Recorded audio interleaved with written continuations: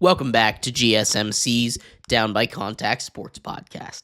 I'm your host, Jeremy Lapidus. Today is Monday, March 10th. If you were just tuning in, we just finished going over all the quarterback movement and potential quarterback movement as we get further and further into free agency. Day one is here. It's going to keep going all night long. More players continue to get signed. I will keep you updated as news continues to break all day today. In this segment, we turn our attention to some of the big defensive stars that got moved, the linebacker movement from around the world of the NFL. We'll talk about all of that and more in just a second. But before we do, remember, if you would like to be an even bigger part of this show than you already are, all you need to do is go to gsmcpodcast.net.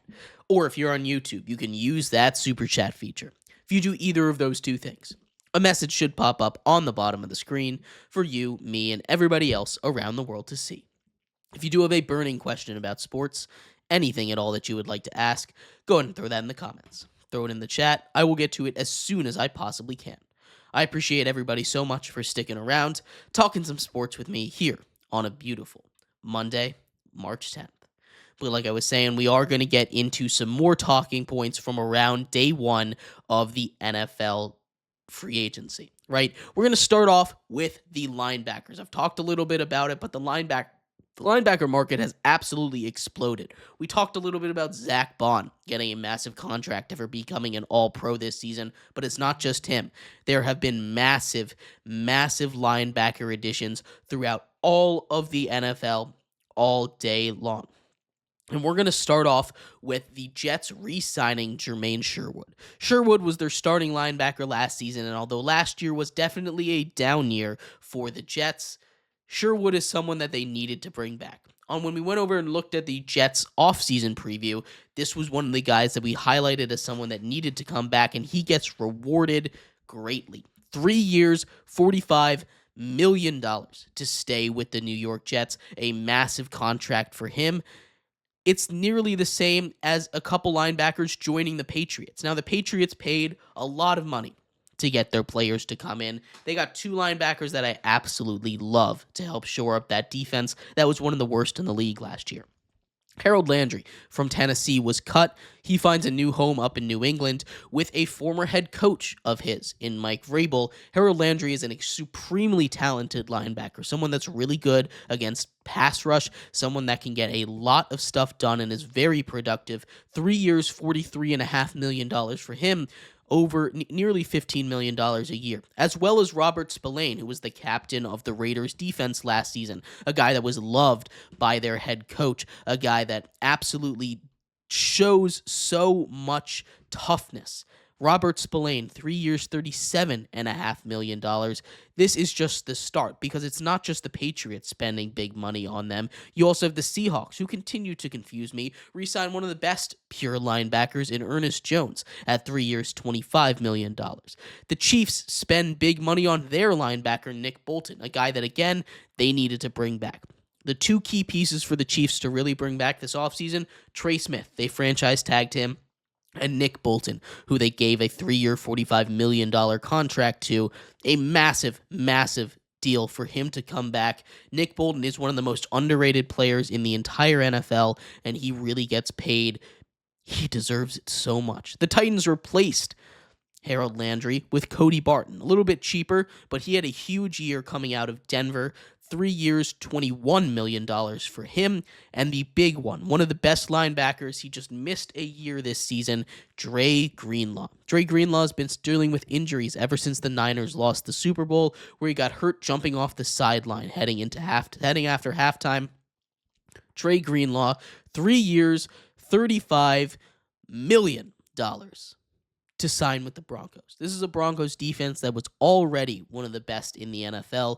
They had a guy like Greenlaw, who is just the heart and soul of that Niners defense, and that Niners defense has been torn apart, right? It's not just Greenlaw getting pulled away, but it's also Hufanga, who the Broncos also bring in, right? Charvarius Ward is gone. A lot of their key guys just out this free agency period as it gets harder and harder to keep a super team together, as they say.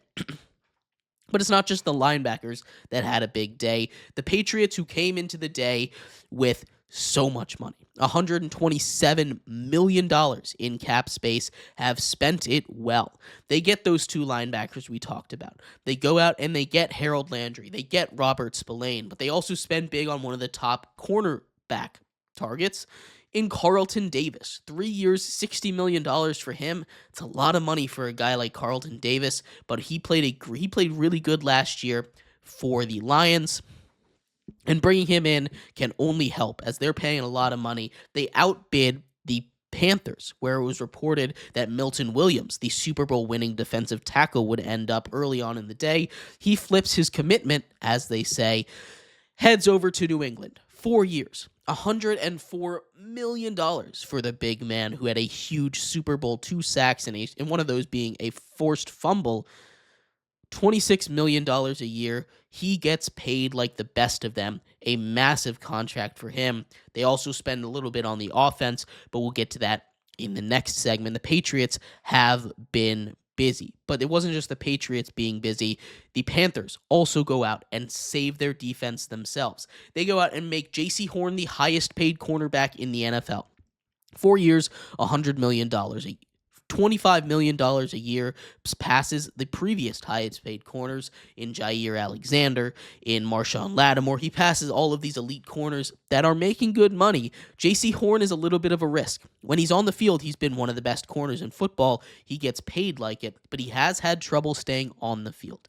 J.C. Horn is someone that when he plays, again, can shut down your number one, but he's only played 37 games in his career so far, and it's been tough to keep him healthy. If the Panthers are able to keep him on the field, this is going to look like a steal in a couple years. But it's a lot of money to give to a corner. 4 years, $100 million for him.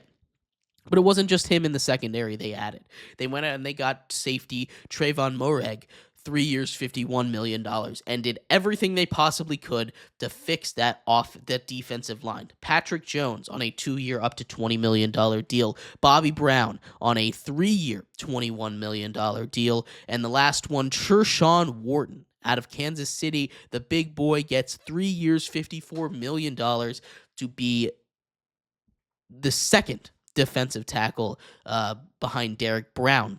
That is going to be a dangerous defensive line, and they still have a lot to go get. This is a team that has decided they are going to go all in and make this team good. They are a team that could compete for the division next year if Bryce Young continues to improve the way that he has, and if this defense can step up like it looks like some of these signings are doing. I really like the signing of Tershawn Wharton. It's a lot of money to give a guy like him, but if he's able to play the full time, and you got to pay a little bit of that Carolina tax anyway, I love that. I love that move for them. A couple other big name guys to get signed on the defense.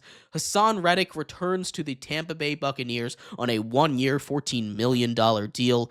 That is huge for the Bucs. The Bucs struggled with pass rush last season. It was probably their biggest weakness. They go out and get probably the best pass rusher available.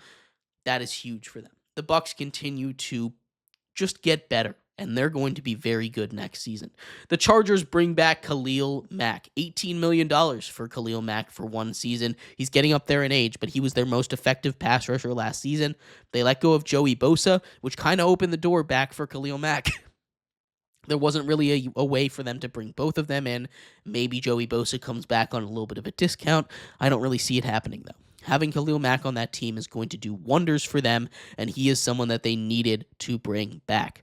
The Commanders also add on the defensive line, bringing in Javon Kinlaw. Javon Kinlaw played for Adam Peters over in San Francisco before going over to the Jets last season, being their starting defensive tackle. The Commanders did a good job this offseason so far. They've been aggressive, they've helped their offense a bunch, but they needed to get the defense first and foremost, and getting a massive presence on the inside, like Javon Kinlaw especially. After moving off of Jonathan Allen, it's going to be huge for them. There were a bunch of big moves over in the secondary market, with the Jags grabbing Jordan Lewis from the Cowboys, 3 years, $30 million for him to be CB1 over there, and the Giants with probably the sneaky grab of the day. I'm gonna put this on there. The sneaky grab of the day, the best free agent addition of the day, and no, it's not biased. They're able to get Paulson Adebo, cornerback from the New Orleans Saints, 3 years, $30 million. He is extremely underrated. 3 interceptions in 7 games. 10 pass deflections in 7 games. He broke his arm, but he is someone that is arguably one of the best corners in the league. The Giants get a massive discount with him. That is amazing to see. They also, other big secondary news, the Lions signed probably the gem of this class in DJ Reed. DJ Reed, who really stepped up the last couple seasons as the Jets CB2 behind Sauce Gardner, gets that money, replaces what would have been the spot for Carlton Davis. The Lions do an excellent job bringing him in. DJ Reed is someone that I think a lot of teams wanted. 3 years, $48 million for him. He absolutely deserved it. But it wasn't just these teams that upgraded the secondary. The Colts, I've really loved their offseason so far. I've really loved their free agency class. They go out and they get Charvarius Ward, 3 years, $60 million. They get Cam Bynum for the same price. 4 years, $60 million for him. They get a great safety, one of the best in the markets, in Cam Bynum, who's pretty young. Charvarius Ward, again, one of the top corners on the market, pretty young as well. They're continuing to build this team around a good defense, right? They bring in Lou Anarumo. Lou Anarumo, who kind of got scapegoated for that Bengals defense last year, but I really do love what they were able to do. I really do love what he is as a defensive coordinator, and I think this Colts defense is going to be really solid next season.